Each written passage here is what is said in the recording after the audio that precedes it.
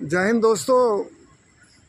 आप जो है एडीजी आचार सिंह के नेतृत्व में आज प्रतिनिधिमंडल जरूरी भलाई संबंधित मुद्दों को लेकर डीजी एसएसबी से मिला।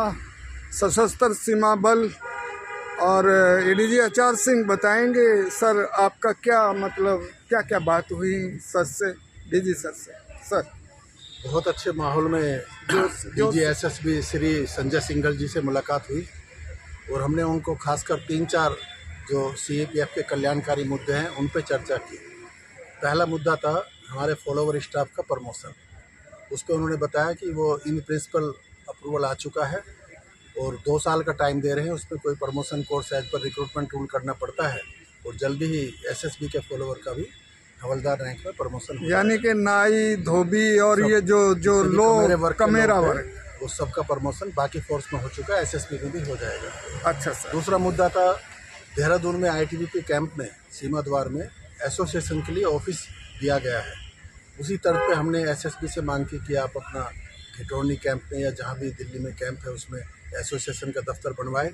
उसके लिए उन्होंने बहुत ही आश्वासन दिया और उसको देखने के लिए विचार के लिए बताया। तीसरा मुद्दा था CLMS का, उस पर आज मीटिंग हो रही है और वो इंटीग्रेशन हो रहा है और वो भी बहुत जल्दी। हमने ये कहा कि कोई भी नज़दीकी फोर्स हो, किसी भी कैंटीन से कोई भी फोर्स का जवान मदिरा ले सकता है, तो वो भी शायद कल से चालू हो जाएगा। तो ये तो मुद्दा आपका बहुत पहले था, ये आपकी एसोसिएशन की डिमांड थी कि भाई किसी भी फोर्स का किसी भी नज़दीकी कैंटीन से वो मदिरा सुविधा ले सकता और सरकार ने उस चीज़ को माना और आज रिजल्ट आपके सामने। ये जवानों के वेलफेयर का बहुत ही खास मुद्दा था और उम्मीद है कि ये इंटीग्रेशन में बहुत टाइम लग गया, लेकिन मुझे लगता है कि अब ये स्मूथली कल से शायद चालू हो जाएगा जी। चौथा मुद्दा था हमारा, जो हमने कहा कि CAPF एक जैसे होना चाहिए, सारी CAPF का वेटरन्स के साथ एक सर्विंग और रिटायर्ड लोगों का एक मीटिंग होता रहे। जैसे पहले रामचंद्रन मैडम ने विज्ञान भवन में एक CAPF की सेमिनार किया था, उसी तर्ज पर उन्होंने कहा कि उसको भी ये विचार करके उस पर कार्रवाई करेंगे।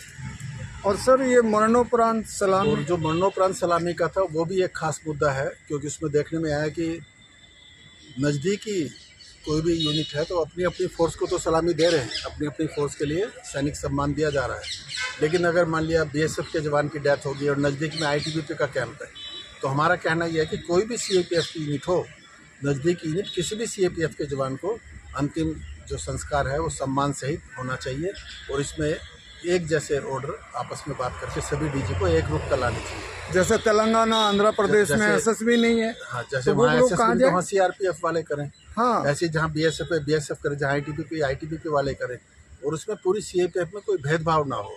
जब भी कोई जवान मरता है वो CAPF का जवान है, उसकी अंतिम यात्रा सम्मान के साथ होनी चाहिए और उसमें रीत के साथ साथ अगर एक सलामी भी हो जाए और आर्थिक मदद भी 8,000, जैसे कोई 8,000 दे रहा है, कोई 12,000 दे रहा है, ये छोटी छोटी बातें हैं, एक रूपता आ जाए उसमें, तो ये भी एक बहुत बड़ी बात होगी। और मज़े की बात है कि डीजी साहब ने सारे मुद्दों को अपनी डायरी में नोट किया और उनके ऊपर एक्शन करने के लिए शोभित जोशी जो IG एडम है उनको बताया और हमें उम्मीद है कि ये 4-5 मुद्दों पे बहुत ही सकारात्मक कार्रवाई होगी। जबकि MHA में उनकी बहुत जरूरी मीटिंग थी, लेकिन मीटिंग थी, इसके बाद भी हमारी एसोसिएशन को उन्होंने पूरा टाइम दिया और हम ये कामना करते हैं कि जैसे बाकी CAPF के SSB भी उसी प्रकार से पहल करके इन चीज़ों में, और खासकर CAPF का एसोसिएशन का दफ्तर सभी CAPF अपने अपने कैंप में लगते हैं और ये सभी CAPF पे चीज़ लागू होती है। DG CRPF ने भी बेंगलुरु के लिए जो है, DG CRPF ने हमारी एसोसिएशन ने बेंगलोर के लिए मांग की है और उस पर भी कार्रवाई चल रही है। हम ये आशा करते हैं सभी CAPF एक रूपता करते हुए अपने अपने नज़दीकी कार्यालयों में इस प्रकार की व्यवस्था करें। Thank you. जय हिंद, जय paramilitary. Thank you so much. Message को फैलाया जाए, हक की लड़ाई जारी। Ranbir Singh, the voice of आज सैनिक।